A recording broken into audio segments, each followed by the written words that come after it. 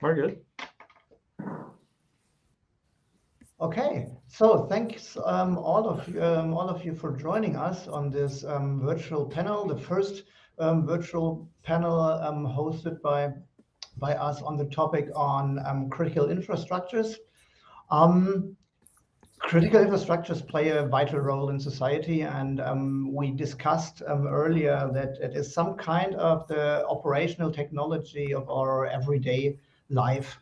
And since attacks on those critical infrastructures may impact the quality of life, and maybe we just discussed earlier even on the safety of our entire community, we thought it would be interesting to highlight another point, which was actually highlighted by the Army War College 4 years ago, when they said that the use of critical infrastructures as a weapon by adversaries of any kind has received little attention in the international community of information security and physical security.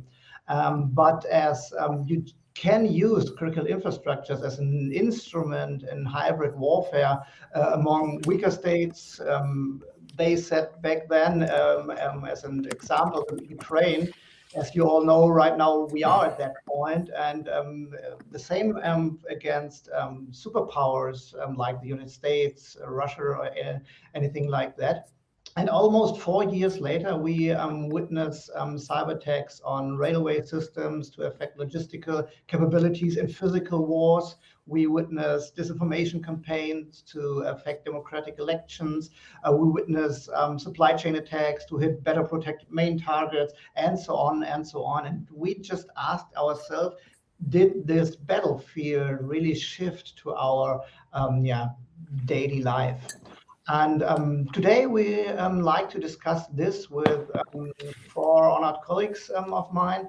We'll just start with a little introduction. As you see on the slide, the pictures, and you might see on the right top the live pictures of the colleagues. The first one is Dr. Alexander Schellong. Alex heads the cybersecurity business and education activities of the whole Schwarz Group.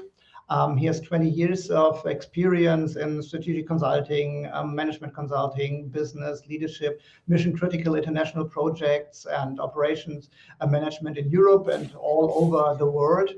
Alex and myself worked together in the past, and if I learned one thing from Alex, it's think big. And undoubtedly, Schwarz Group is a big, major player in the field of critical infrastructures in Germany. We will hear a little bit of that later on.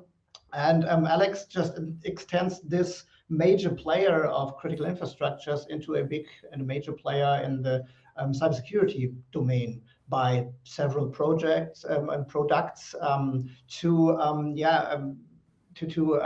build this intuitive connection.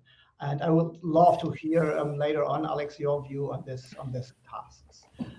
The second participant is Dr. Andrzej Bartosiewicz. He obtains a PhD in computer science and is a professional in the branch of IT security since 27 years. He is actively in the IT industry and a proven expert of cybersecurity in this just mentioned OT environment and the so-called industrial control systems. So the actual computer systems used to control machines and plants like production plants. He's a member of the Scientific Council of the Research Center Cybersecurity at Warsaw University of Technology, and he is president to the CISO Poland Association. In his role as a founder of the CISO for You organization, the mission is to deliver professional SOC, CERT, CCERT services to IT and OT companies on an international level, and with this obviously helping critical infrastructures to handle these risks of being weaponized. The third person I would like to introduce is Professor Dr. Ulrike Lechner. She holds the chair of information systems at the University of the Federal Armed Forces in Munich. She studied computer science and completed her doctorate in Passau, a professorship and many different positions in the University of St. Gallen, and held a professorship at the University of Bremen on digital media before she joined the University of the Armed Forces. Her research and teaching topics are more or less everything in the area of IT security for critical infrastructures, enterprise architecture, digital business models. And actually, this is where I met Ulrike first when we took the first steps together in the world of critical infrastructures, building a major research program, IT security of critical infrastructures, as a steering project for other focused research projects in the field of information security. Her latest projects deal with food supply chain security and containment of ransomware attacks. So thank you, Ulrike, for being here. And I'm really delighted of hearing the latest research results in this area. And the fourth person I would like to introduce to you is Dr. Fulvio Arigini. He served 23 years as an officer in the Italian Navy, several leadership positions in operation, research, development, contract management, international cooperations before joining us at INFODAS. He graduated in the telecommunication engineering at University of Pisa, and has a PhD in information engineering, also from Pisa. From my side, as a former Navy officer as well, I love the way Fulvio transfers the military mindset into the domain of cybersecurity, especially in visualizing the image of attackers shifting their battlefields. And I'm eager to hear which military tactics are about to find their way into cyber attacks and the whole field of cyber security and approaches. I will now switch to the other view so that every one of you can see our panelists in a broader picture.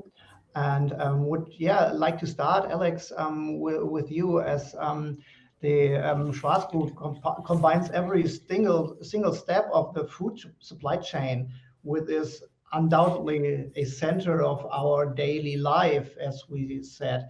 Are you afraid of getting misused as a weapon against the society, or are these really big words for you?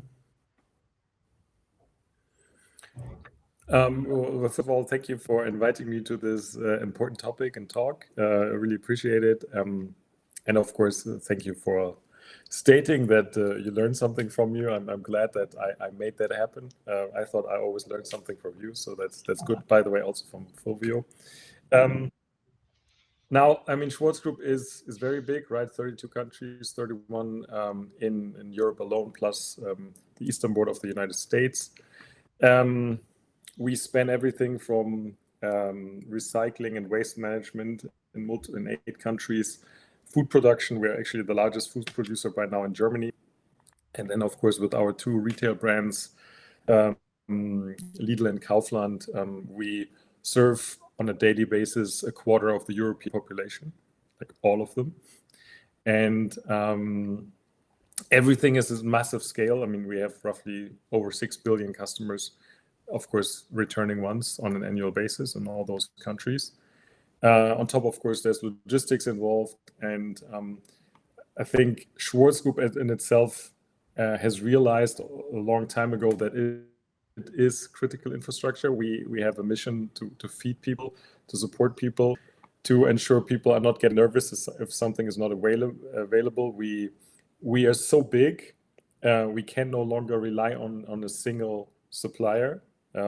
We essentially, for everything, we need resilience, because literally at our volumes, and we're talking sometimes in the billions or tens of thousands of tons of something like pasta, there is no one out there on the market that can help us. So usually we have to multi-source, and nowadays, of course, beyond the audits we did many years ago, we look at more and more in the reality of their IT environment and everything else.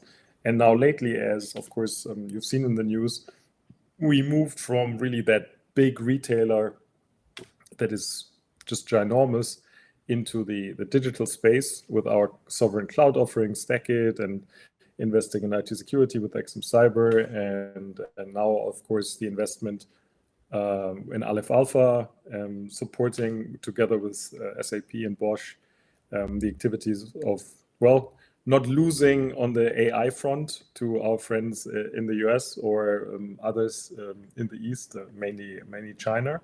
So, you know, we are trying, which is sort of at the core of the Schwarz Group mentality, sometimes not talk too much, but just do. Because if we believe in something and it's important and it has an immediate effect on the people we support, our customers, which of course are no longer just consumers, but sometimes government agencies or other businesses, we just do. And we use, of course, our, let's say, power and reach to bring together many people to address multiple challenges that we face. And coming back to critical infrastructure, of course, we are bound by various regulations in the various sectors we perform in. And obviously, once this too really comes to bear, basically all of Schwarz Group is going to be critical infrastructure. And we have seen this in the past that people are trying to attack us on a daily basis. In fact, I just came back from Hamburg, from a special event we hosted on cybersecurity with various politicians and owners of other companies.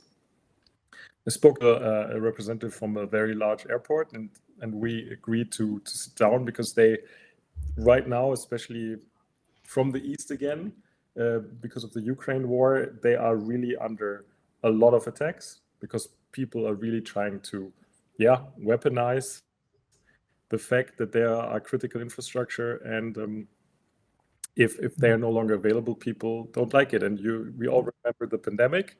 I mean, God forbid, we were only talking about yeast and toilet paper.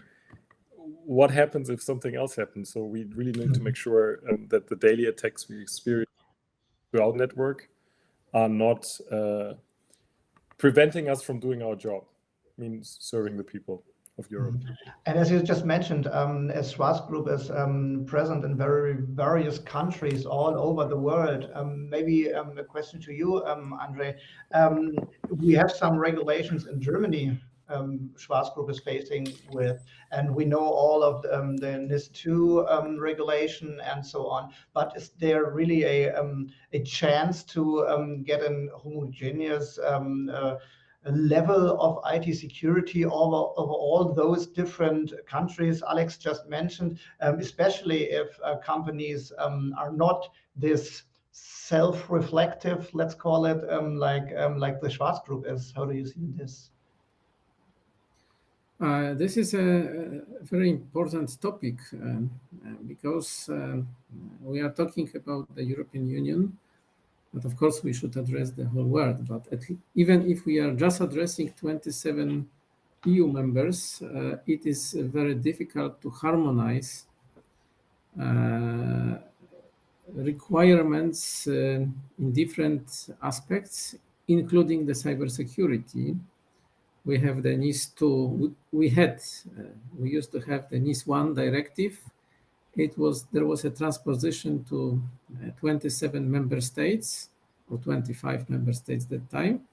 But in the end, we saw that each country, each member state had almost completely different cybersecurity organization at the national level. So we have a NIS2 directive. It's still a directive, so it should be there should be a transposition to the national laws, and we already see from the drafts of the national laws, like in Germany, Spain, Poland, etc., that there are still the differences, which maybe it's not a big problem for let's say the company that operates only inside Germany or only inside France. But we have more and more organizations and companies which are cross-border. They are operating in the whole Europe, in all member states. And we have to think that such a company has to address 27 more or less different requirements. So this process is going the right direction, but still we have a lot of country-specific regulations, and this is also our role as specialists to discuss between ourselves and also try to convince decision makers, politicians, to make sure that we unify the cybersecurity requirements. Of course, we have the standards and norms like ISO, IEC, CENELEC, and different sector norms. So I hope that such regulations, if they are adopted by businesses and member states inside the countries, it will help to unify the approach to lower the cost of making business, and of course to increase the general level of the cybersecurity. Mm-hmm. Yeah, Fulvio, you raised your hand. Yeah, I just wanted to connect two dots here on what has been said so far, because Alex touched a very good point. So food and cyber, which has the two souls of what is doing in Schwarz. And when I buy my kilo of bread at the supermarket or a banana coming from South America at the supermarket, I give it for granted.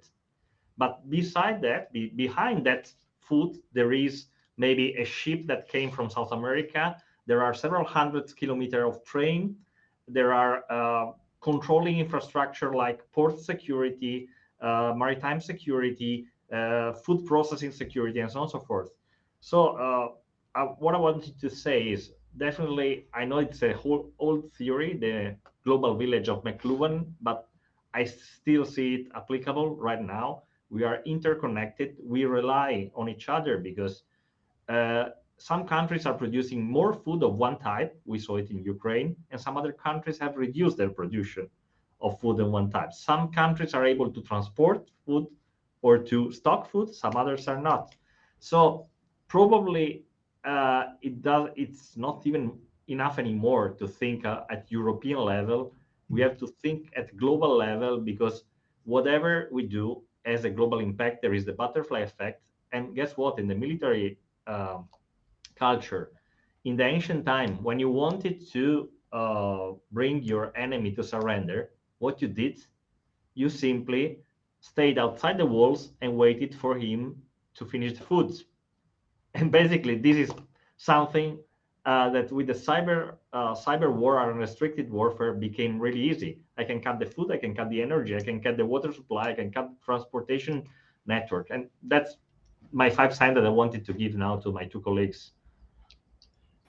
Yes, and if I can just add to what you said, we used to work on the, let's say, the food standards, or in terms of the pharmacy, for tens of years to develop some standards in the scope of the cybersecurity.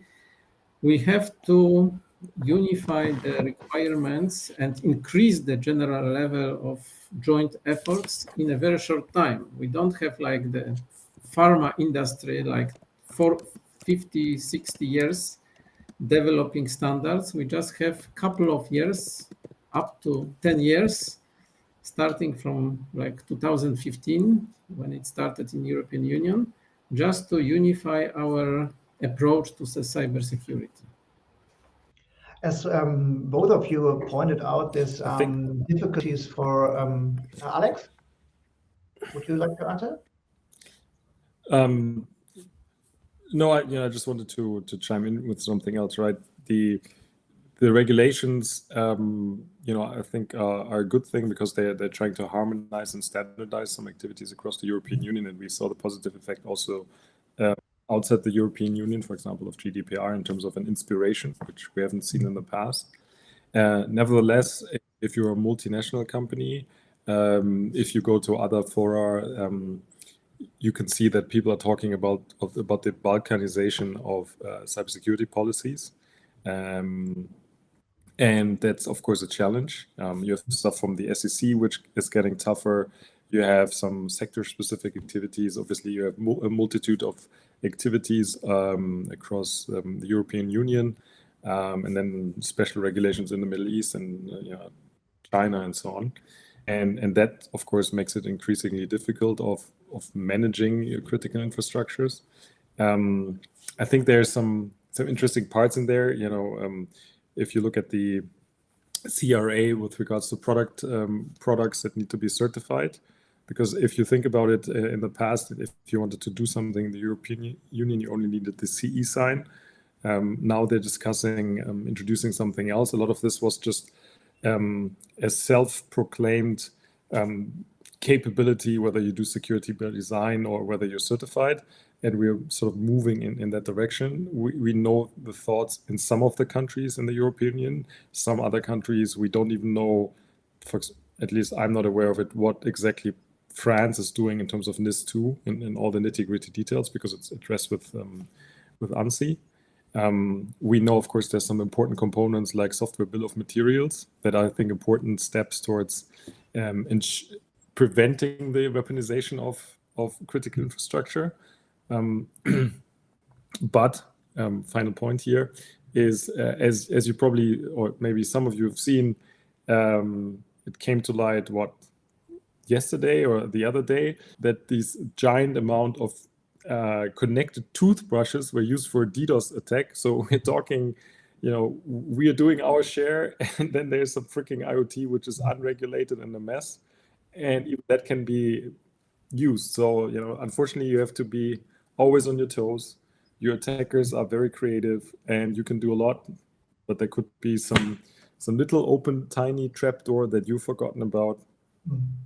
Yeah, so it's going to be a challenge. Maybe beside this product security, and as you said, various approaching points on the supply chain, I would like to pull Ulrike into the discussion. And one of your latest projects were coping with the problems in food supply chain, and you managed in the project, maybe you can tell us a little about it, to see the complete supply chain of coffee.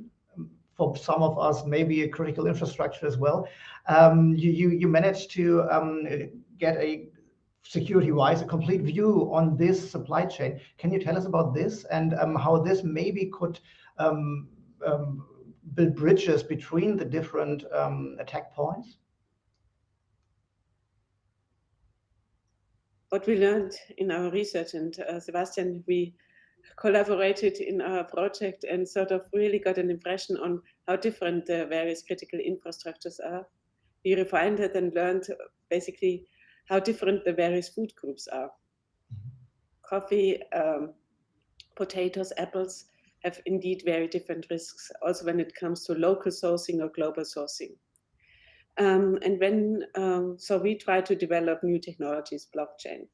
And we made this field study to collect the data from 70 kilo sack of fresh coffee in South America until it reached the roastery here in Munich. That was sort of really interesting because we learned what can happen to coffee.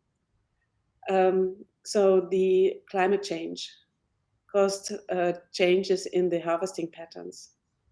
Then we had social uproar that would cause a problem with the transport from the farm to the port. Then the coffee sat there for 2 months to wait for the container. Then it was finally shipped. Then the ship had to wait at the European ports to be able to enter. And then finally, when it was about to arrive in Germany, customs. The paperwork was not correct. So a lot of things can happen, and I think we need a better IT infrastructure to manage the food supply. And at some point, so we really need the think big approach of Alex. So to manage a really lot of food, but we see also the difference between the various food groups and the various needs also of consumers, and there need to be sort of a way to even reach the smaller portions of food that are so critical, like coffee. And this is where we are looking into sort of novel designs of information technology and how it sort of could support security, but also support different information needs of society. Like, for instance, how was it produced, were there fair wages, and what was the greenhouse gas emission when it was produced, transported, and finally roasted.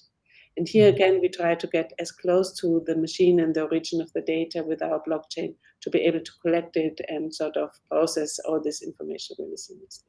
And we hope to make sort of a contribution first to security, cybersecurity, but also to the resilience of this food supply chain and the critical infrastructures. Do you, in your studies and during your research, did you see a difference between the perception of risks getting onto our daily life regarding individuals in the society and maybe the producers? And you said coffee planters down in Africa somewhere. Is there a different perception of risks coming with the delivery? So when you buy a coffee, you're probably interested in questions like fair wages, but not necessarily with all the things that can happen to a coffee and that could happen to the coffee. So does the consumer want to be informed about risks? Probably not. Consumers want it safe and secure and probably also cheap. So this is why regulation is so important, the same standards for everybody. And there are things, of course, this is the individual, the end consumer, but with organizations and their CISOs or risk managers is sort of the same. We see a common pattern here. So when we ask, what about security in your organization? Okay. In your industry? Mm-hmm. In the rest of Germany? Oh, way. So we see always what the people put effort into, what's close to them, they perceive the risk much lower. This is interesting, and it is sort of a pattern, which means the perception is not according to reality or to the threat levels. And we also see that these perceptions can change in the various studies that we did over the last few years.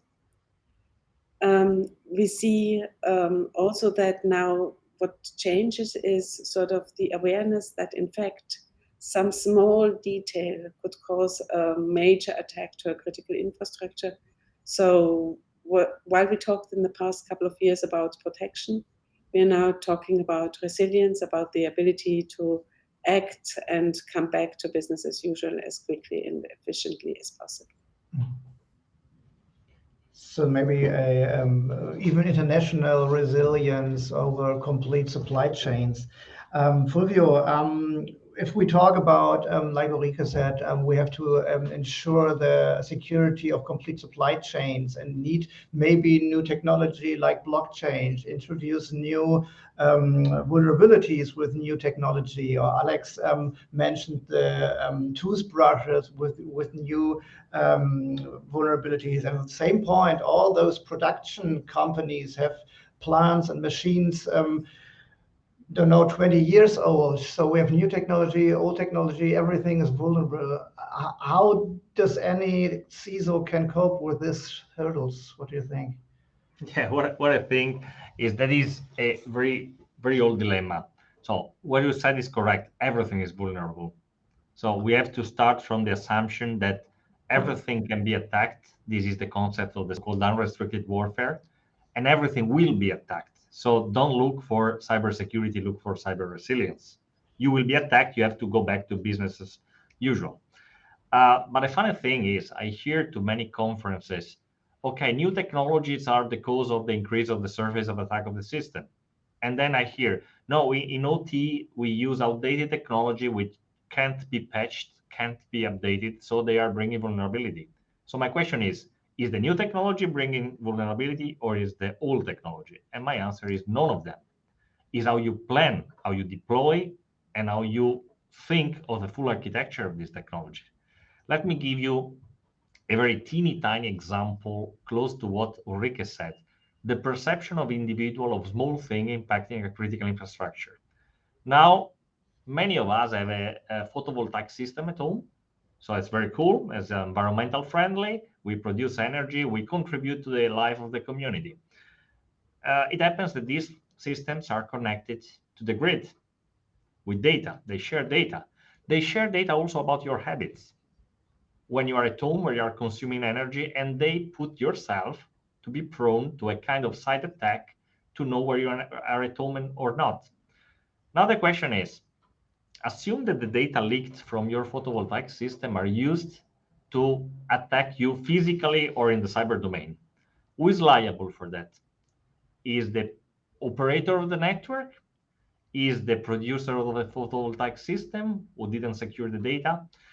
Is it yourself because they are going through your internet connection and maybe your router is not secured? Or is your network provider who didn't secure the data? So that's the point. There's a bunch of technologies inside this very small example, your photovoltaic system, and none of them, not the OT of the electric grid, which is maybe 20 years old, and not the teeny tiny sensor that is measuring the power consumption on your OT, on your photovoltaic, are the cause of the vulnerability. Is the fact that nobody is thinking on how do I deploy a photovoltaic system to be cyber secure for the user and cyber secure for the network. That's the point. That's the bad planning. And that's where in critical infrastructure, being them transport, Andrei mentioned railway. Railway in some cases have a mentality which is 20, 30 years old. Maritime is the same. Part of production chains in heavy industries are the same. And they just don't consider cybersecurity from the beginning. So they just make a patchwork of new old technologies connected to each other and so on. And when something happens, they search the guilty in the new or in the old technology. But the problem is how you have integrated them. Did you have somebody helping you to be compliant to regulation, to be compliant to best practices from the very beginning? That's the point in my view. Maybe an add-on question on that. As we earlier talked about how military tactics find their way into cyber attacks, you just mentioned some weak point maybe in the technology chain. And I think not every, sorry, Alex, not every grocery producer is able to buy companies for implementing the cybersecurity in their own company. How can we help, maybe Andrei, to you as a vice president of CISO, for you in helping to ensure security of IT and OT? How can we help the critical infrastructures not getting in the dilemma of getting weaponized? Oh, it's a question that probably nobody is able to answer in a short time. We are just opening the huge discussion that we already have. And what Fluvio said about potential data leaks, and if those leaks are important, critical for us or not. We have to think about the risk management. Very often we try to protect everything, or we protect nothing. But this is something that when we see the European regulations that were introduced for the last couple of years, the risk management is becoming the critical part. I think, Alexander, are you typing? Because I'm here typing. Someone. Yeah, sorry, I responded to something in the chat. So you can mute yourself. Yeah. But I'm listening. Yeah. So first of all, we have to identify which parts of the infrastructure are critical. What is the critical infrastructure? How can we protect this infrastructure? What is the cost of the protection? So this is kind of the process, and before we start buying the boxes and installing and protecting, we have to identify what is critical for us from the terms of the resilience. When we have the energy system, what is critical, which systems we can let go, and which system we have to keep running. So we are not only addressing this from the technical perspective, like we do, and usually we do as CISOs.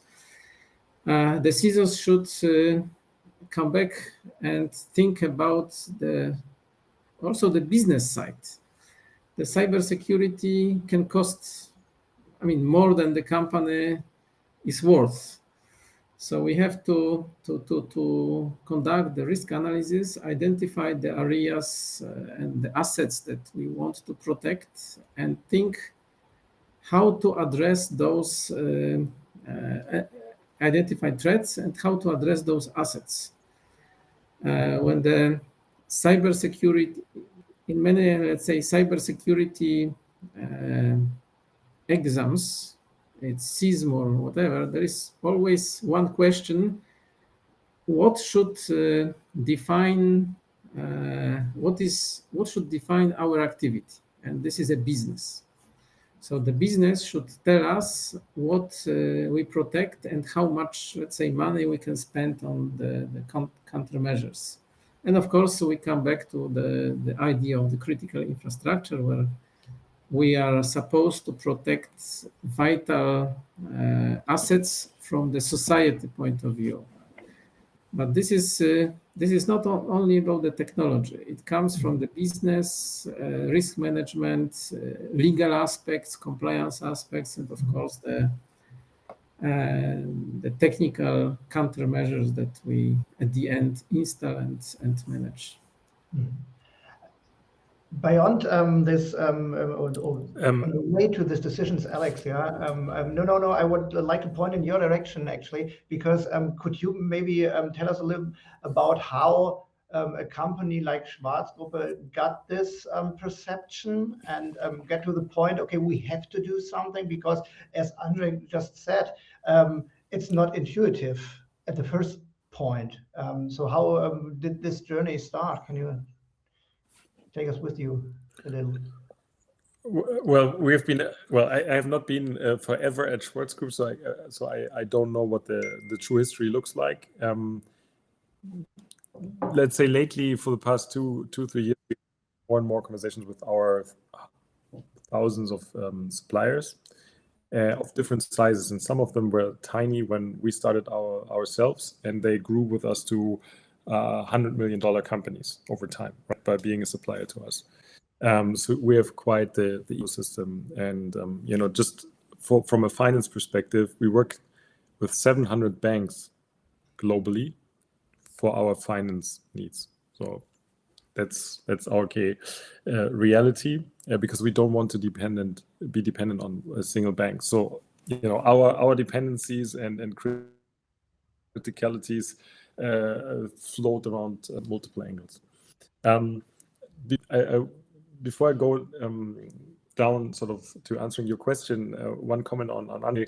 I totally agree with what you say, but the important thing is really for companies to understand where they are and what their specific situation is. So there's no one-size-fits-all approach, right? You really need to understand where you are, and you shouldn't just follow your IT folk that say, okay, we need to do this because this tech is cool, right? So you need to really understand in the first place, what are your risks, what are your dependencies, what are your most critical assets, what is our regulatory reality, and then do whatever is best for your reality from a financial perspective, from a risk perspective, and so on, and then prioritize where you really want to invest, right? That's one thing.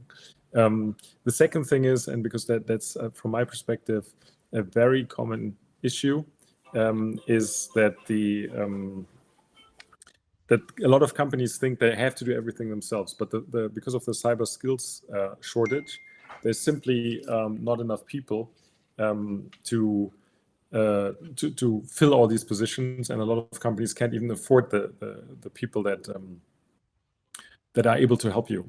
So you need to be open, just like you have these people that maybe guard your outer defenses, meaning your physical, gate. You need to be open that other people do that for you. They look after your digital infrastructure and so on and so forth. That is something, especially here in continental Europe, a lot of organizations, mid-sized companies in Europe, they just need to get used to the fact. They've gotten better. When I had these conversations 8-9 years ago, it was like, even with big stock listed DAX companies, it was unthinkable. They wanted to do everything themselves, and now people are more and more open, and it's sometimes more beneficial from an OPEX CAPEX perspective. Now, getting back to us, I think first of all there was a regulatory need, and we just saw more attacks coming in, and the system cannot stop, literally, because the system runs 24/7 with these different supply hubs, all these little pieces that work together to support the big discount retailer Lidl, and then of course Kaufland, which is of course much larger in terms of what you can buy there. Plus, of course, the non-food goods that come from China, for example, and other places that are sourced globally. And our digital footprint grew because people now demand to do payments in multiple ways. So you can imagine if people, which happen in some places, actually just had a conversation about this last Friday. In some countries, suddenly one of the key payment providers had outages, and they couldn't really explain why, right? And you don't want that a customer goes to your to the cashier or to the register and then has a full shopping cart and then nothing works.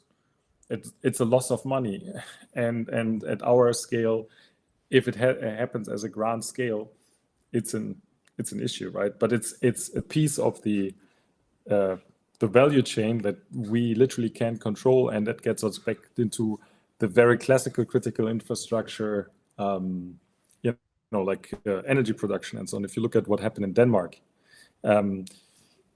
at least what little is known about what happened there when there's, I don't know, when did it happen? In May, and then it was suddenly openly published in Denmark by November or so last year. There are, even in your security stacks, components or dependencies which you might do everything right, you have the right architecture, you can't control them, and you as an organization need to be somehow, on a non-technical level, need to be ready to deal with these realities. Have a proper vulnerability management and all these things, but many, many other things, right? Maybe, and final point. We can't stress it enough. The top non-technical top-level management, they really need to get that this is really an issue for them, and that's still not the case in most places. Maybe again, a perception of risk, that's stakeholders. But what you're talking about is also resilience. Ulrike just stressed that. As Alex mentioned, not only technical resilience, but resilience over the whole company. Ulrike, you, from the research perspective, what do you think can we do with those companies to ensure a better perception at the first point, and then to have a look at the complete resilience in the perspective not only from the company but for the society, because we're talking about weaponization of their companies. You're still muted, sorry. So preparation is again key. So what we see is also again a sort of a misperception of the risks when eventually a cyber incident happens.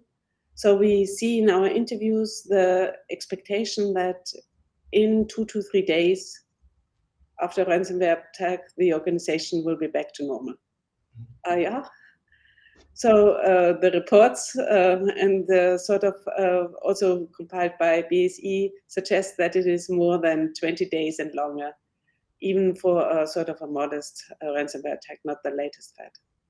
and sort of, again, educating, raising awareness about these threats, about also the time frame that is necessary, the resources that are necessary to act and react and come back. This is really necessary. So also being prepared means sort of having thought about the critical decisions to be made. Like, for instance, do we try to get as quickly as possible back? How much extra storage capacity, computing power would we need to try to restore the data, or sort of get backups back to life without disabling forensics completely? Sort of, resilience means that you think about these critical decisions, that you think about sort of the critical dependency with the business processes, and also with the suppliers again.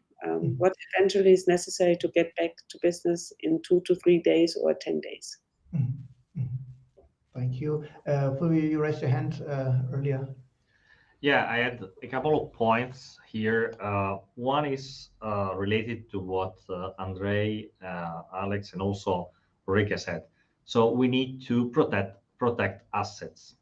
So in my perception today, when we speak about critical infrastructure, the main asset to protect is still economical or economic. So it is liability of the provider against disruption of the service. If you take a look to the Cyber Peace Institute website, they publish a very interesting study which is called Playing with Lives, and it analyzes the impact on of cybersecurity attacks on the healthcare systems. There, you may eventually face death of people, and that's the same. There was an attack, cyber attack, to a water treatment plant in the U.S. not so many months ago, where the level of chlorine in the water was augmented for 100 times, but the monitoring system didn't realize it, and the people got burns on their skin. And guess what? Even in the international right of conflict, it would be forbidden to poison water. So here we are in front of what is called the unrestricted warfare doctrine. And probably we need to understand that it's not just anymore the economic driver for the continuity of service, the driver of risk management, but it is the quality of life and eventually the safety of entire community. And this is my, say, first takeover.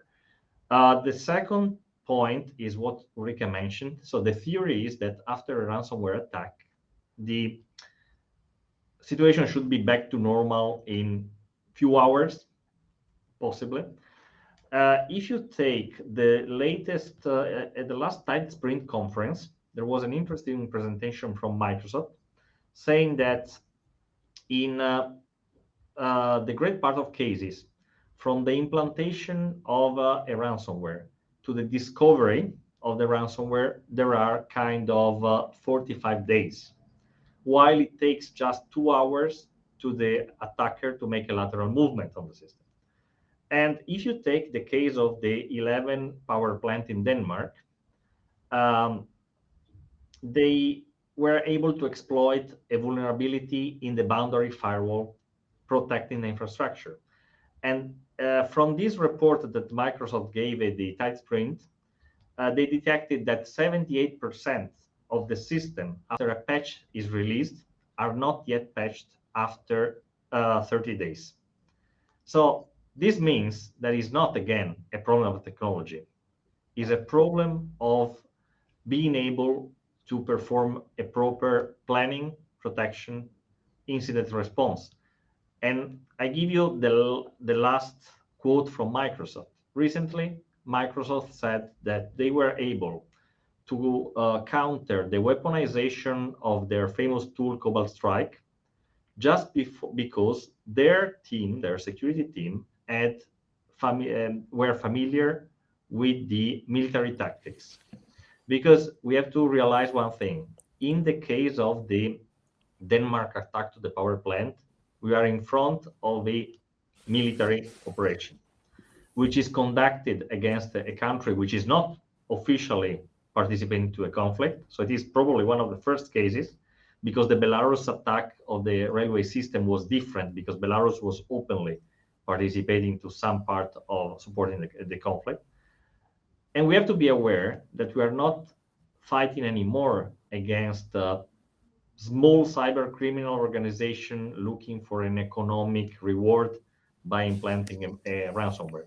We are dealing with APT, which will enter the system, do beaconing and reconnaissance for months, exfiltrating information, and then attacking when you are most vulnerable, for example, in Christmas Eve.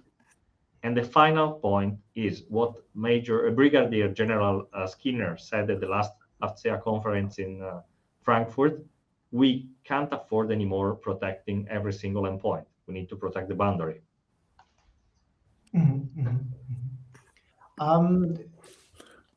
I have a small look at the time right now. I think we could talk about these topics for hours, and I think we have to do a follow-up for sure. But we have some questions in the audience, which I would like to highlight for you, and I'll give the technology a chance, like you said, Fulvio.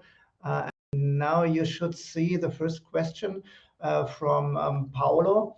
It points in the direction of Andre, because he said, yeah, he totally agrees with the need of standardized cybersecurity rules and laws. What we see in our actual products, I'm rephrasing this, is that there are some duplicates of regulations, and like you said, Andre, you have 27 laws which should describe the same at the end, but are they doing it? And Paolo is asking, yeah, how can we avoid this duplications? May you take this? Yes, I fully agree. I mean, it becomes a huge problem of, for example, certifications and dual use products and the interpretation and many other things. That's true that we have the NATO and we have the EU. We have different requirements in the EU regarding the cybersecurity components for some sectors. At the same time, the same countries participating in NATO, the requirements or the certification level, we have several different certifications. They are different. Now we have the common criteria in European Union. I mean, the first step to real implementation of the common criteria, which will add to the process. I mean, it will even more. It will increase how the system is complicated. I really count on different sectors, like the one that I'm heavily involved in, which is the railways, that we will start standardization in case of the cybersecurity. We will start the standardization of the requirements. We have norms, and the question is when the countries and the operators, rail operators, will adapt those requirements. It will help, but at the same time, we have more and more EU regulations. We have this regulatory storm or DDoS, with several regulations in different areas, NIS2, CER, CRA, DORA, and so on. So,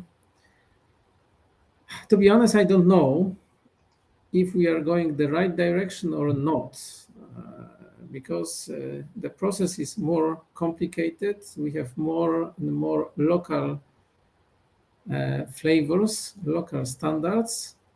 So I count on, I think that there is a big role on the private international companies to help to help countries to standardize some requirements. I mean, if it's a big brand, saying, guys, in Germany and France, there is such and such regulation and there are such and such requirements. Why you in Czech Republic or Romania or Poland are requiring something completely different?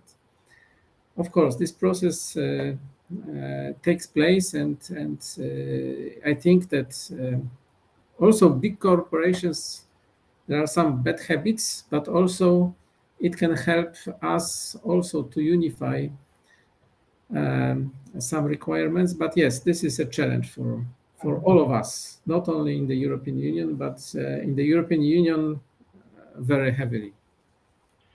Thank you, Andre. And with a slight look at the clock, I would like to take the next question as a closing round to all of you, because I really like the question which is asked here. In the core it is: do you think defense cyber operators are ready to defend their critical infrastructures?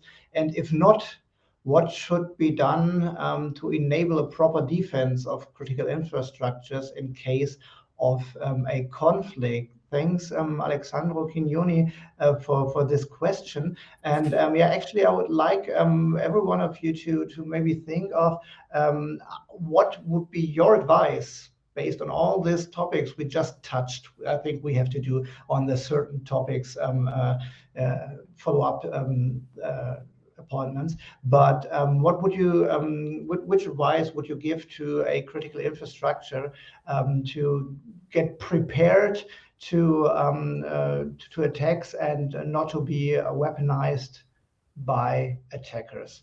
Maybe let's start with you, Fulvio. Do you have any opinion on that? Yeah, sure. I have an opinion on that. Alessandro touched the very interesting point of whether, in case of conflict, the critical infrastructure will be used as a weapon to disrupt the capability to fight of the adversary. And this will definitely happen.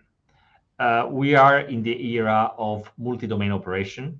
So we are thinking more in a holistic way to the battlefield, which is not just the area of military maneuvers.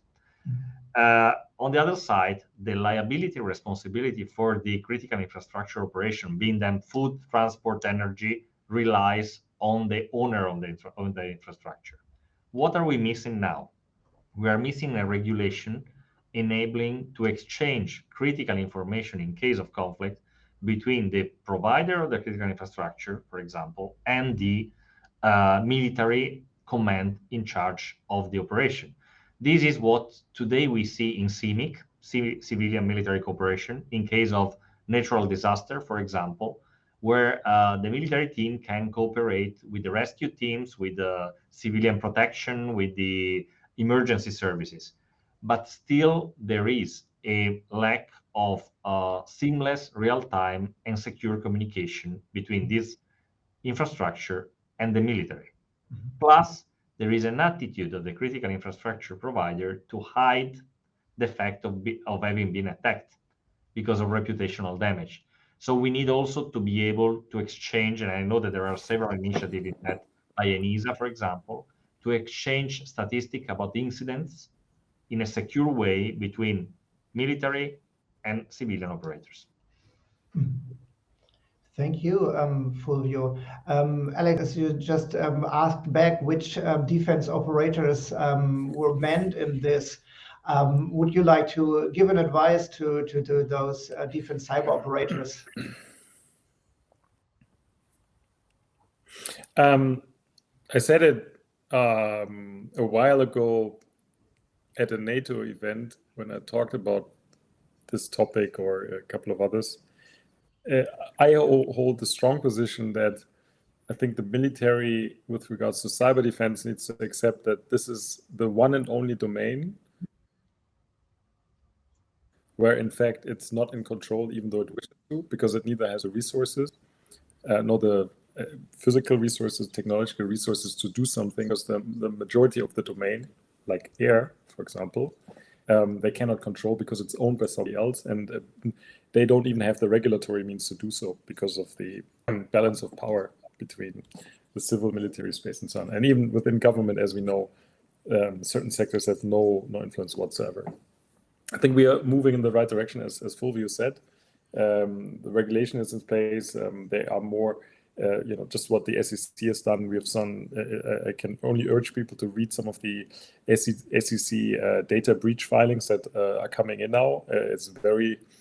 I don't know whether it's funny, but it's very interesting how companies report on cyber attacks, and it's something where you can learn something for yourself. How you report this.